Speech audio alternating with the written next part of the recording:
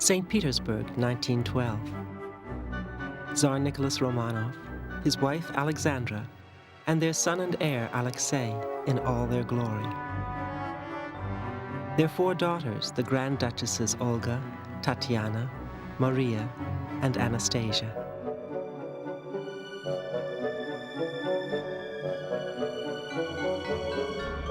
The Romanov dynasty had ruled Russia for 300 years. In another 6, it would all be over. Nicholas was the wrong man in the wrong place, a mild, awkward man whose country would be ravaged by war and revolution.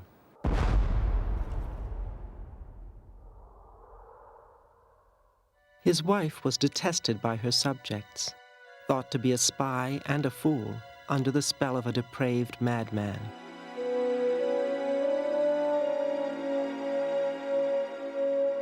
The Romanovs seemed oblivious to it all. Echoes of passion and tragedy still haunt their photographs, letters, and diaries. Petitions and audiences without end. Saw Alix for 1 hour only. It is sad that my work takes so many hours which I would prefer to spend exclusively with Alix. I am so indescribably happy with her. Never did I believe there could be such utter happiness in this world, such a feeling of unity between 2 mortal beings. But love did not conquer all. It blinded them to the fury that raged just outside their grand and glorious palaces. In the end, revolution would sweep Nicky, his wife Alix, and their 5 children away, and murder them in a Siberian cellar.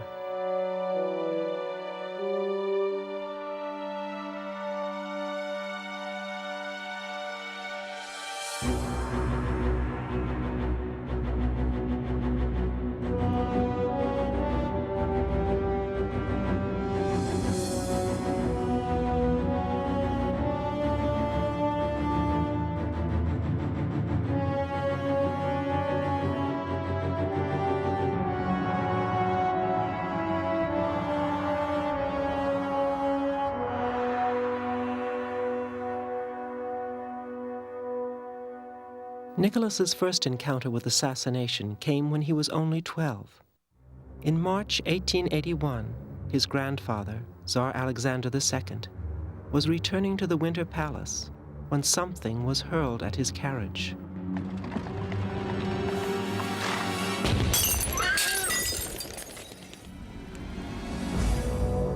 A bomb shaped like an Easter cake left him disemboweled and dismembered, but alive.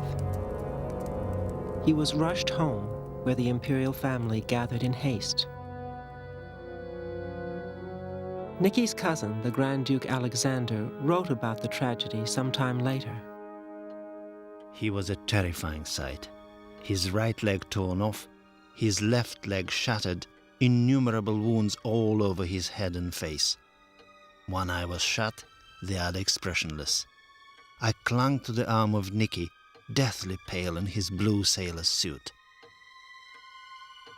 My father led me up to the bed. "Papa," he said, "your sunshine is here." I saw the flicker of an eyelid. Grandfather's blue eyes opened and he tried to smile. He knew me. The trauma of assassination was to haunt Nicky all his life. His father, now Alexander III, inherited the Russian Empire, and Nicholas became Tsarevich, the heir apparent. He would be taught the foundation stones of the Romanov faith: orthodoxy, autocracy, nationality.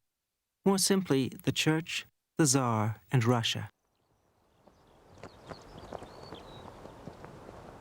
Ordinary Russians, the vast majority of the population, saw the Tsar, including Nicholas later in his life, as only one step away from God himself. At home, we had icons and a portrait of the Tsar. The Tsar was like God on earth, and icons, God in heaven. We prayed to the Tsar and to God. Our whole family did that.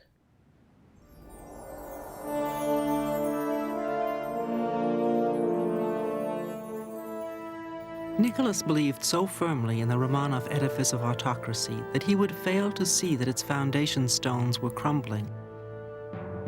A retinue of literally thousands cocooned the Romanov family, keeping them in a very real and necessary sense prisoners in their palaces.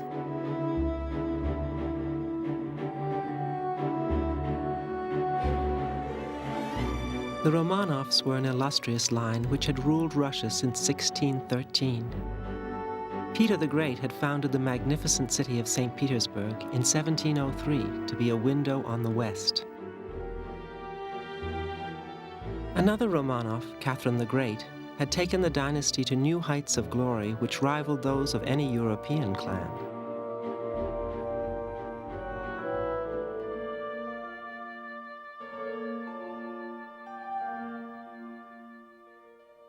The Romanovs were the most extravagant rulers in the Western world, though they paid for the upkeep of their palaces and staff out of their own pocket. But that pocket was wide and deep. The Romanov Empire comprised 1/6 of the globe.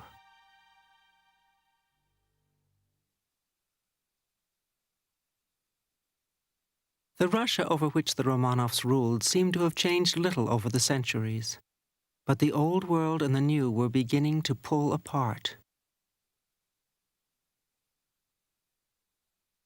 Russia was a nation of extremes, vastly diverse in race, religion, and wealth.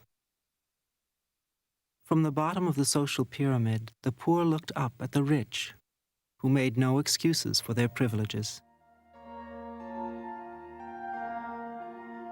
As a child, Margot Tracy was one who lived this life of opulence and ease. When there were big dinner parties, we could have 600 people to dinner because the winter garden was enormous and it gave onto the dining room. And of course there were palm trees there and all kinds. It was only here that somebody said to me, well, what happened when those palm trees grew to the ceilings? And my sister said, well, didn't you know they used to lift the roof up? They never cut the palm trees, just let them grow on.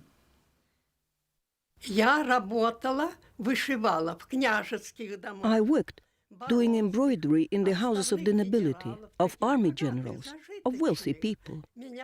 They took pity on me, especially the cooks. I was so little, I was only 7. I went there to embroider monograms on their fine linens. I sewed for 14 hours a day, and that's why I'm so hard-working even now. I can sew for 14 hours at a stretch.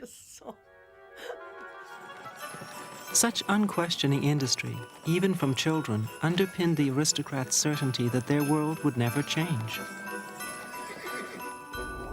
At the apex of it all, Nicholas Romanov grew up in luxury and unlimited privilege. His life was almost that of a playboy.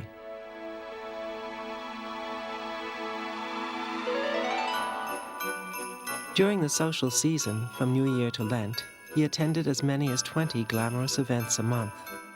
Concerts of new music by Mussorgsky or the ballets of Tchaikovsky.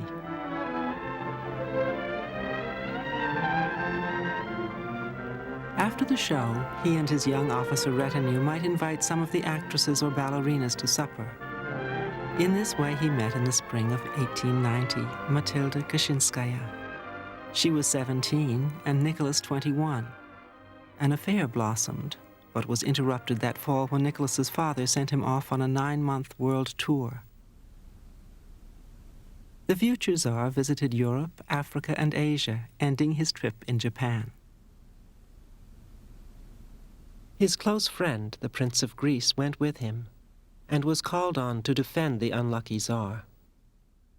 My grandmother's brother, Prince George of Greece, accompanied Nicholas, and they were riding together in a sort of a rickshaw arrangement when suddenly a crazed Japanese attacked Nicholas and hit him over the head with a saber. And Uncle George told me about this years later. I took my walking stick and exceedingly demolished this Japanese. But in his diary, Nicholas was gracious and forgiving to his Asian hosts. I do not blame the kind Japanese people. How can I, with so many condolences, so many gifts? In July 1891, while returning home from Japan, Nicholas visited the Siberian town of Tobolsk. He admired the bell of the Kremlin's cathedral and was entertained at the governor's house. 26 years later, Nicholas would spend many months in the same house, deposed and a prisoner.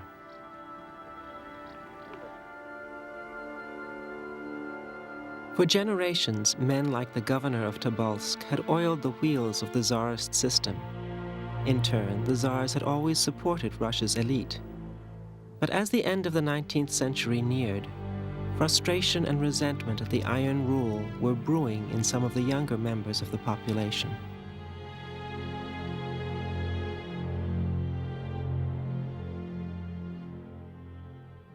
One of these disaffected young men was named Alexander Ulyanov.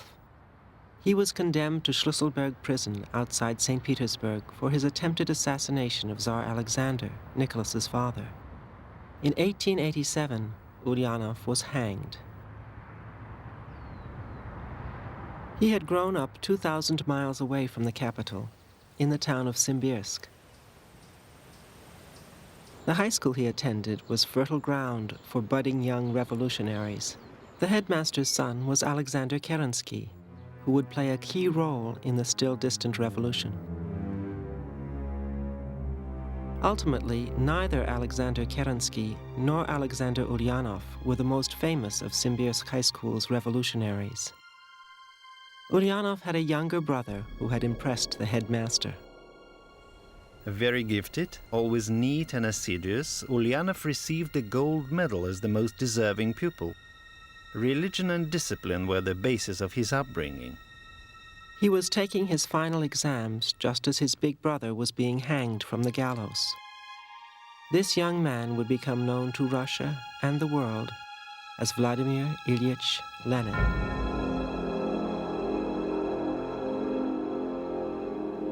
In 1891, the collision of Nicholas and Lenin was still years away. The Romanov dynasty was firmly entrenched, and in their 900-room Gatchina palace, the 21-year-old future Tsar, Nicholas II, was a young man in love. My dream one day is to marry Alix H. I have loved her a long while. Am nearly convinced our feelings are mutual. Alix H. was a shy German princess named Alix Victoria Helena Louise Beatrice von Hesse-Darmstadt, but known to her family as Sunny. In 1884, 12-year-old Alix had met 16-year-old Nicky at the wedding of her sister Ella to Nicky's uncle Sergei. Though it was love at first sight, it was a decade before Nicky got a chance to pop the question.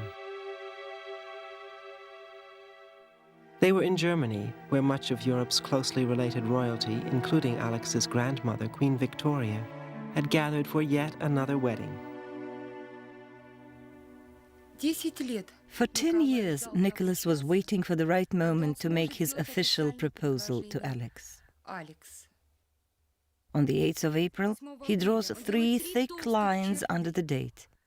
The dream he had cherished for 10 years had come true. A marvelous, unforgettable day in my life, the day of my engagement to my precious, beloved Alix.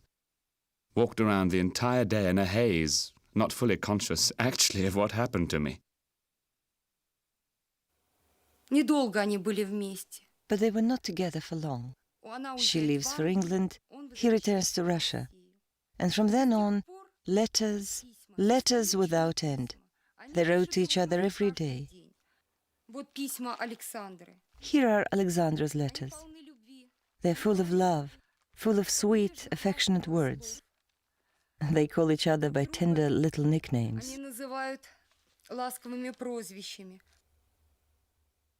For my darling Nicky dear, from his deeply loving and devoted old owl. Again and again, the same old face, Nicky. Alix was 22 years old when she became engaged to the next Tsar of Russia. Her mother had died when she was only 6, and Alix became a regular visitor to England, where she was taught to be a proper Victorian by her grandmother, Queen Victoria herself. A combination of naivete and a sense of entitlement made Alix believe she could overcome any obstacles. But her primness and lack of humor did not go over well with the sophisticated Russian court. Alix was not Queen Victoria's granddaughter for nothing. In fact, she was Queen Victoria's favourite granddaughter. And she had the attitudes you would expect. When she became empress, she tried to set up little knitting circles in the Winter Palace. And the Russian great ladies were not very amused by this. Petersburg high society was cultured, very elegant, and pretty loose living. And they regarded this rather shy, prim, almost sort of little daughter of an English rectory as beneath their contempt in many ways. Later that same year, at the imperial summer palace at Livadia, Tsar Alexander fell unexpectedly ill. In October, at the age of 49, he died. His 26-year-old son, Nicholas, was now Tsar of Russia. Nicholas's younger sister, Grand Duchess Olga, was one of the Romanov family assembled at the deathbed. Nicky was in despair. He kept saying that he did not know what would become of us all, that he was wholly unfit to reign. And yet, Nicky's unfitness was by no means his fault. He should have been taught statesmanship, and he was not. Nicky's brother-in-law, the Grand Duke, known as Sandro, also remembered the young Tsar's desperation.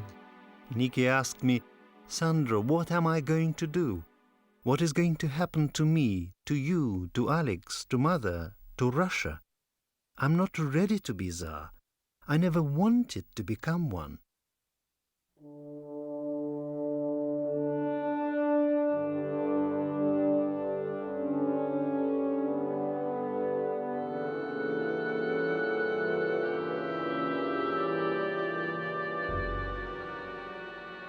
The day after Alexander died, the family gathered to mourn in a small private chapel at Livadia. Today it is open to the public, and one of the few remnants left of Tsarist glory. Still, it is a far cry from the day when Alix arrived here from Germany to be with Nicholas. Her reluctant conversion to Russian Orthodoxy, a prerequisite to becoming Tsarina, was finally arranged. During this tumultuous period, it was Nicholas's one consolation. In our deep sadness, the Lord gives us quiet, luminous joy. At 10, my Alix was consecrated.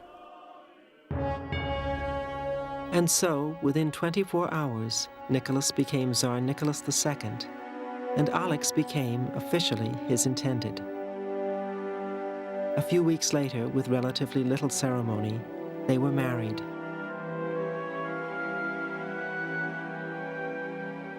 The young bride wrote to her sister, Our wedding seemed to me a mere continuation of the funeral liturgy for the dead Tsar, with this one difference. Now, I wore a white dress instead of a black one.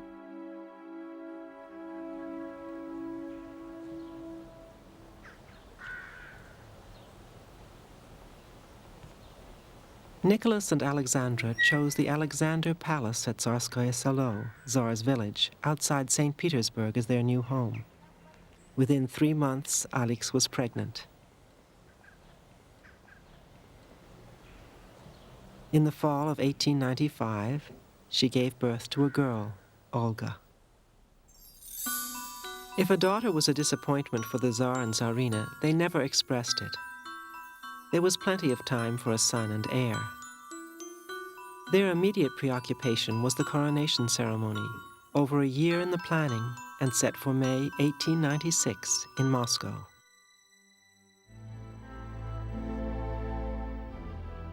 It was recorded in a special album, now a rare collector's item. The procession of the entire Romanov family, all their relatives, the kings and queens of other European nations, wound its way through the great halls of the Kremlin.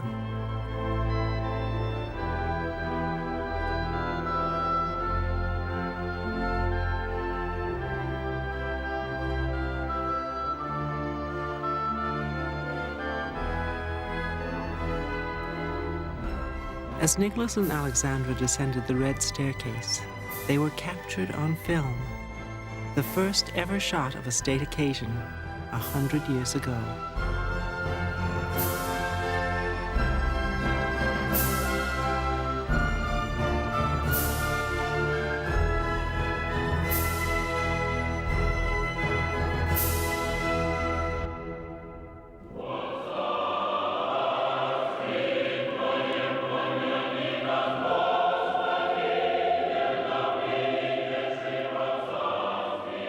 The religious ceremony in the 500-year-old cathedral lasted a full 5 hours.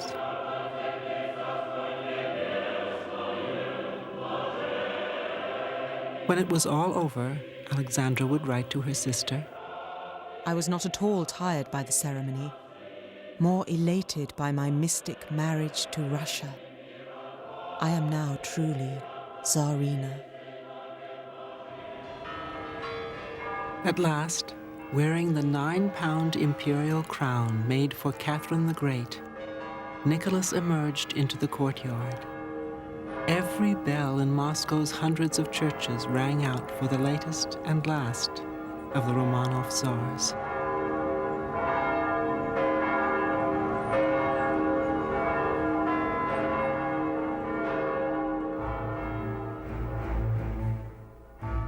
The festivities lasted a whole week.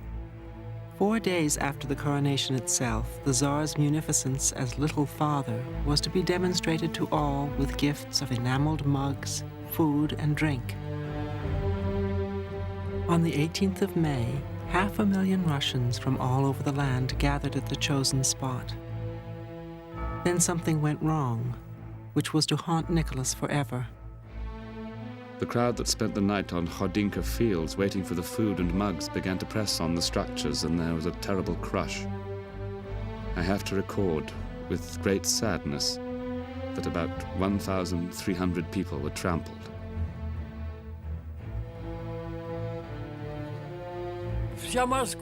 All Moscow was there. Later, I spoke to someone who'd been carried out from there. He was a boy of about 10 years old. He was dragged in and had to climb out, stepping on people's heads, and came out alive. But on the whole, many people perished there. My father was there. He was quite young. He was not in his 20s at that time. And he thought that it was so dreadful that he never could have seen something worse. The screaming, the mismanagement. He was terribly upset. In our family, we kept a little mug, and it was crushed.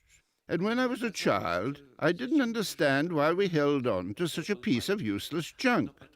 But later I realized that it was kept as a relic, that this mug had shared the fate of those thousands of people who were crushed to death there, or crippled for a lifetime.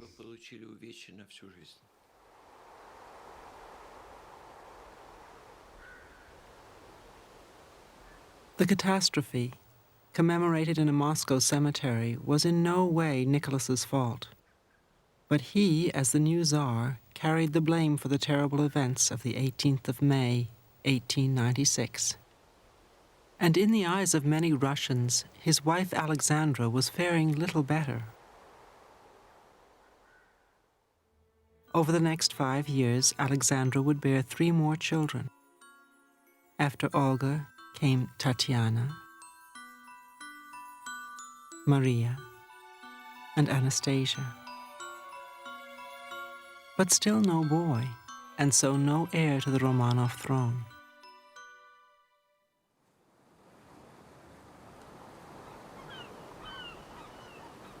As the new century began, St. Petersburg still appeared peaceful.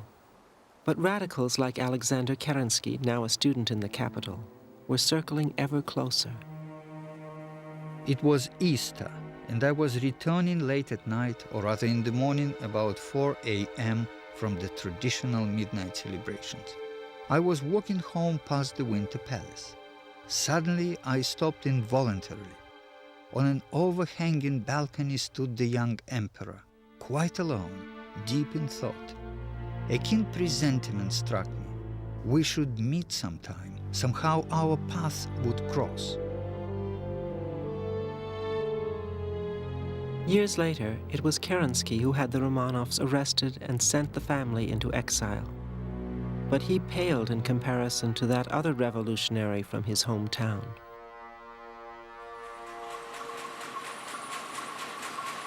By the turn of the century, Lenin had been sent by the Tsarist government into exile, where he continued to publish his magazine, Iskra, the Spark. His fury at the Romanov rule was already in full force. Lenin revealed his attitude to the Tsar's family quite early on. In 1903, the abolition of capital punishment was discussed at the Second Congress. And there was a voice from the audience. You mean that this relates to the Tsar too? We won't shoot him? Lenin was also present there, and together they passed a decision that it couldn't be like this. The Tsar must be shot. So from the very beginning, the Bolsheviks had this idea that the Tsar must be shot. But the final days of the Romanov family were still years away. While Lenin railed against Nicholas and all that he represented, the Tsar was unimpressed with Lenin or his newly formed Bolshevik party.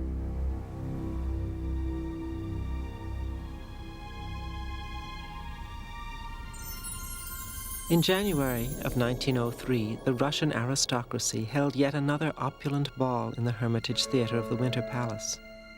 It was the kind of excess which infuriated the radicals. But Nicky's sisters, Olga and Xenia, found the occasion unforgettable.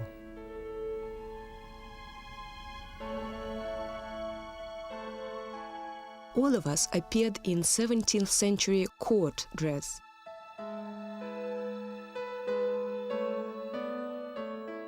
Nicky wore the costume of Alexei, the second Romanov Tsar, all raspberry, gold and silver.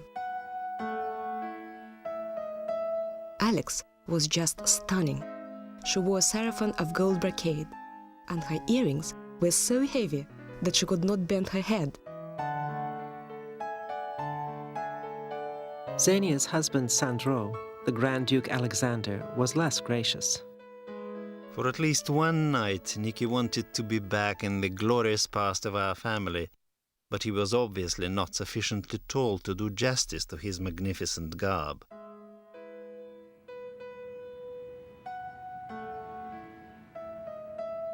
Also at the ball was a maid of honor to the Empress, Olga Zinoviev, as her son Kirill remembers.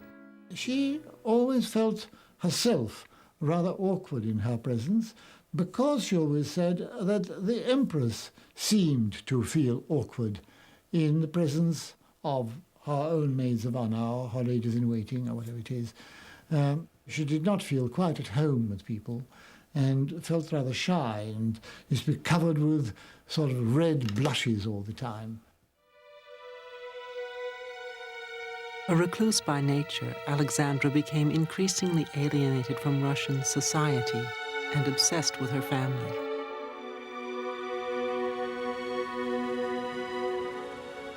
At last, at Peterhof Palace, outside St. Petersburg, the Empress gave the Tsar what he most wanted.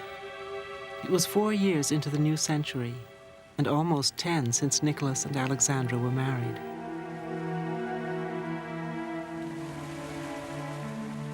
30th of July. For us, an unforgettable day on which God's goodness was so clearly visited upon us. At 1:15 this afternoon, Alix gave birth to a son, whom in prayer we named Alexei.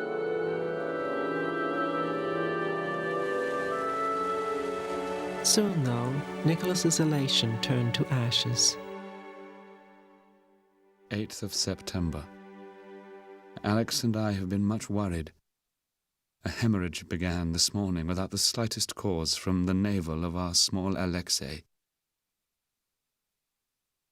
It was hemophilia, inherited from the baby's great-grandmother, Queen Victoria, and carried by Alexandra. In those days, sufferers seldom reached adulthood.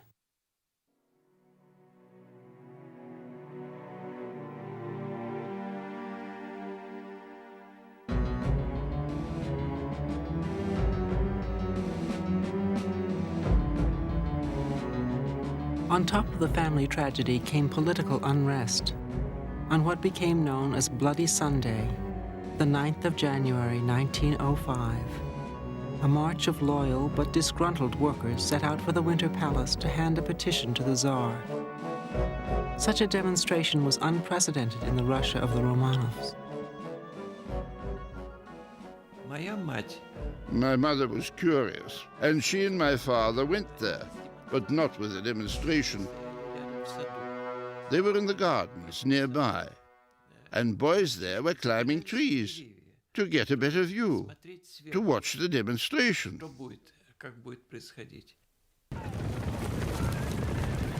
Despite the peaceful intentions of the marchers, the authorities panicked. To back up the Cossacks with their whips, they called out the infantry with their rifles. They raised their rifles a little, so as not to fire into the crowd, but over their heads. At this point, boys came tumbling out of the trees, and one boy in particular dropped like a bird, as my mother put it, not far from the spot where she was standing, already wounded, as he fell from the tree. Obviously, he died instantly. The second volley was aimed directly at the marchers. Several hundred were killed.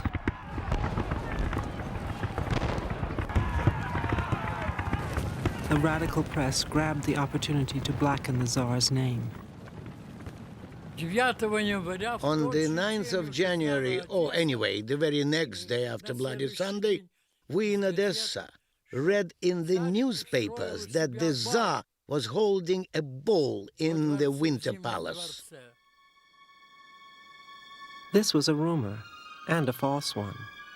The Tsar was secluded in the Alexander Palace, where he had been advised to stay at a safe distance during the strikes and demonstrations which were rocking St. Petersburg.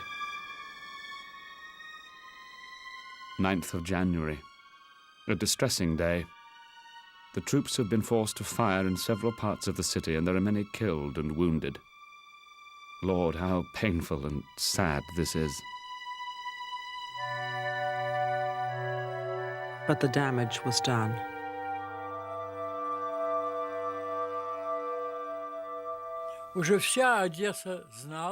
The whole of Odessa already knew what had happened on Palace Square and called the Tsar Bloody Nikolashka. And I too began to hate the Tsar. Nicholas was not the only Romanov in the sights of the revolutionaries. 3 weeks after Bloody Sunday, his uncle Sergei, the Governor-General of Moscow, was blown to bits at the gates of the Kremlin.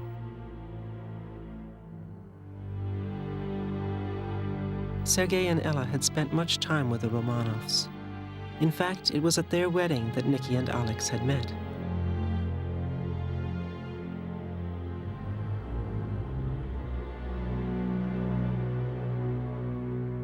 After the explosion, Ella crawled amongst the remains of her husband, muttering, Sergei so disliked the mess. Sergei so disliked the sight of blood.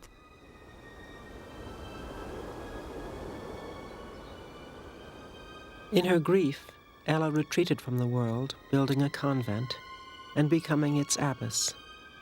She would remain cloistered until 1918, when she was arrested by revolutionaries and thrown alive down a mine shaft in Siberia, where she sang hymns for many hours until she died.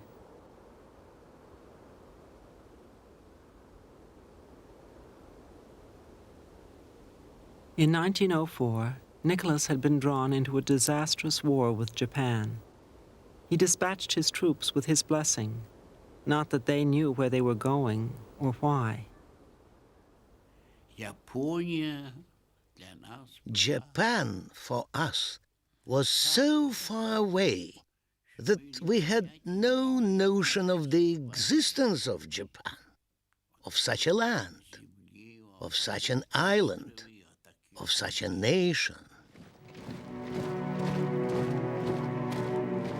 The Russian people believed the propaganda, which promised a short, sharp, victorious war.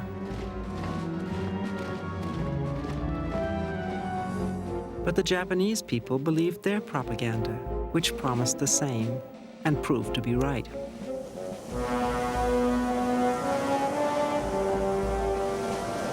It took the Russian Navy's Baltic Fleet 6 months on the high seas to make the engagement, only to be sunk in a single day at the Battle of Tsushima. The Tsar's reputation, too, was sinking. The Tsar's enemies spread rumors reporting his cool response when told the news of the Tsushima disaster. Anyone for another set? But the family remember it differently, as Nicholas's sister Olga noted. I was at the palace when the telegram arrived. Both Alix and I were with Nicky. He turned ashen pale. Alix broke down and sobbed. The whole palace was plunged into mourning that day.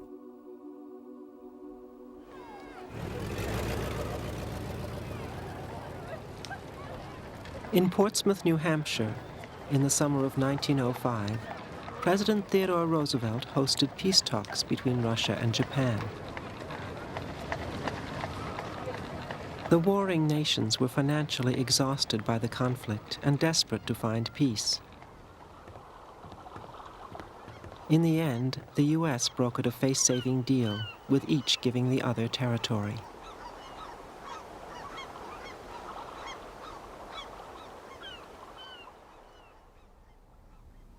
But the little Japanese monkeys, as Nicholas called them in his diary, had shamed the mighty Russian bear.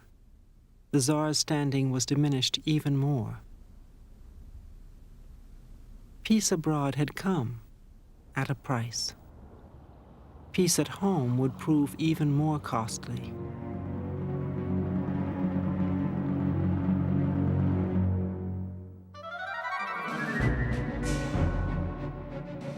In St. Petersburg, factories were closing every day. By October, there was a general strike.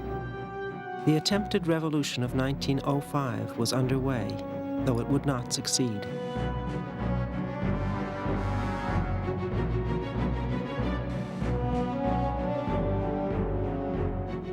The authorities called on the troops, which only strengthened the strikers' determination and the radicals' demands.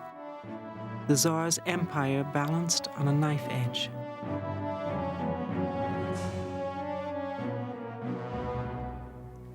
The emperor was really faced with an alternative, either to try and smash the opposition by the use of massive military force, or to make concessions to try and win back the moderates. He decided to try and win back the moderates because he felt that even if he did smash the opposition now, by using the army, it would be no permanent solution. A turning point came when the Tsar's own uncle, the army boss Grand Duke Nikolai, came out in support of a change from the Tsarist system to a constitutional monarchy.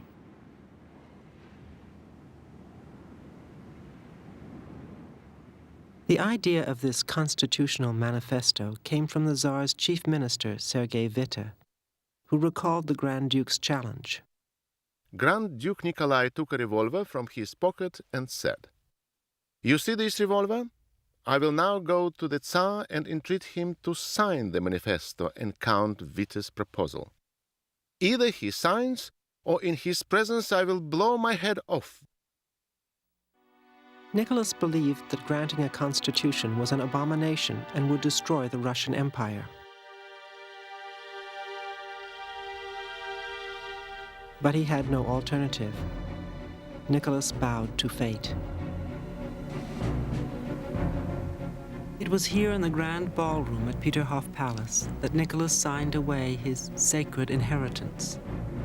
He would still be Tsar, but no longer the absolute autocrat. 17th of October. Invoking God's help, I signed. My only consolation is that such is the will of God, and that this grave decision will lead my dear Russia out of the intolerable chaos she has been in for nearly a year.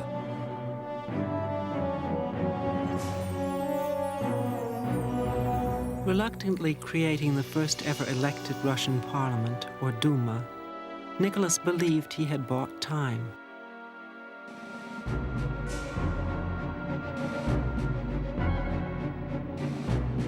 But the taste of freedom promised by the Constitution only intensified the appetite of the radicals.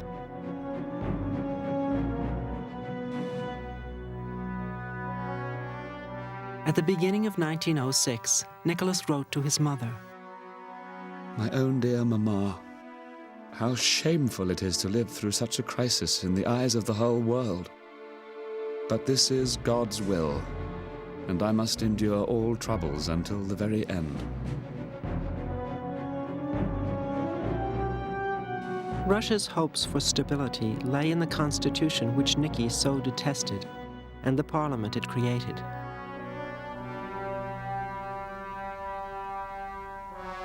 In April 1906, the Tsar and Tsarina came to the Winter Palace for the ceremonial opening of the First Duma.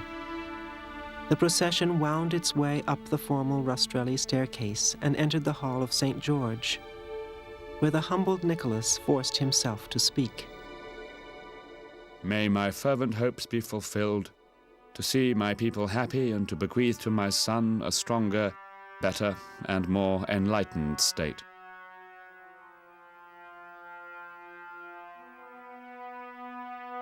Until now, there had been no legal political parties in Russia. The Duma, with its elected representatives from a spectrum of new parties, marked an irreversible step in Russian political life. Governor of St. Petersburg at the time was Alexander Zinoviev.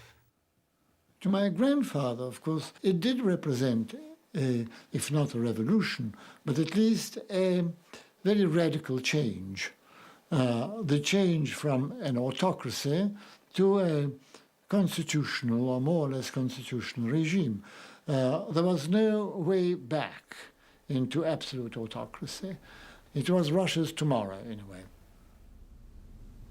The alliance between Nicholas and the Duma was uneasy at best. Whenever he felt the demands of the deputies went too far, he dissolved the Duma, only to reconvene a new, more obedient one. Hiding behind the smokescreen of the Duma and the Constitution, Nicholas and his ministers now set about stamping out radical political opposition. His new prime minister, Peter Stolypin, hanged hundreds of terrorists within weeks of his appointment. But Stolypin's necktie, as the noose became known, still claimed fewer victims than the revolutionaries' bombs. Stolypin's own house was targeted in 1906, but he escaped serious injury. 5 years later, accompanying Nicholas and his family on an official visit to Kiev, Stolypin was caught on camera on the day of his death. That night at the opera, Stolypin was fatally shot before the eyes of the Tsar and his family. Stolypin slowly turned his face towards me and with his left hand made the sign of the cross in the air. His right hand and uniform were blood-stained. Olga and Tatiana saw what happened. Tatiana was very upset and wept bitterly.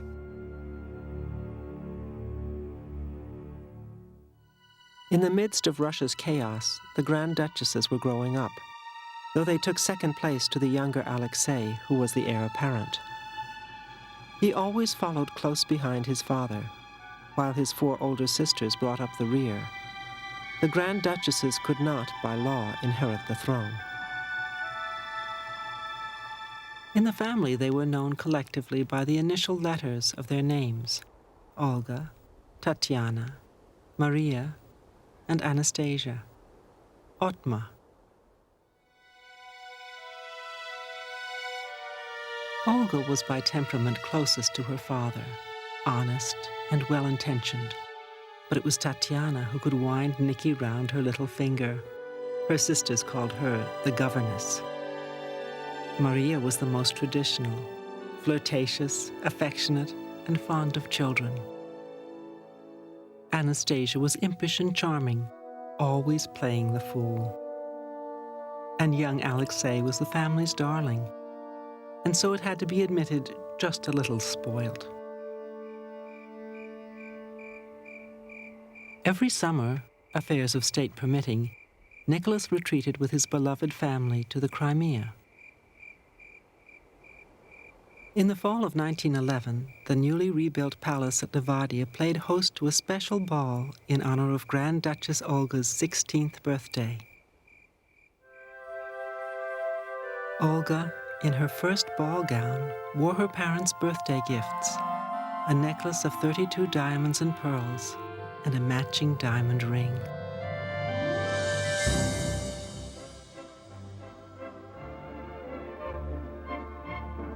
All the grand families of Russia with sumptuous villas in the Crimea were invited. The nightmares and tears were swept away for the time being.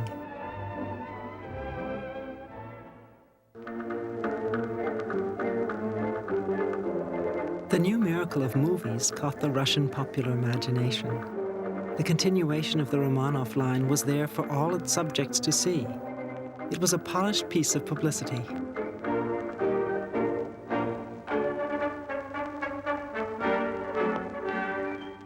In August 1912, the imperial regime seemed to have recovered its former glory as Russia rejoiced in the centennial celebrations of the victory over Napoleon.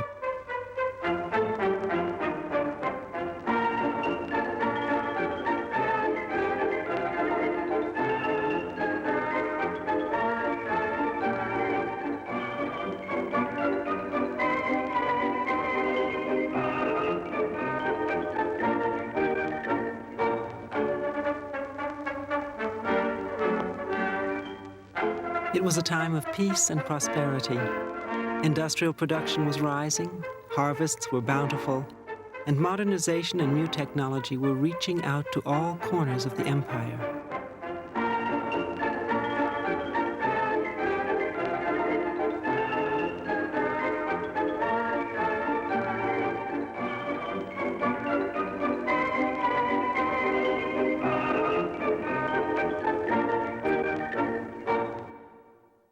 But there was no scientific breakthrough in the one area that mattered most to the Tsar and Tsarina: medicine.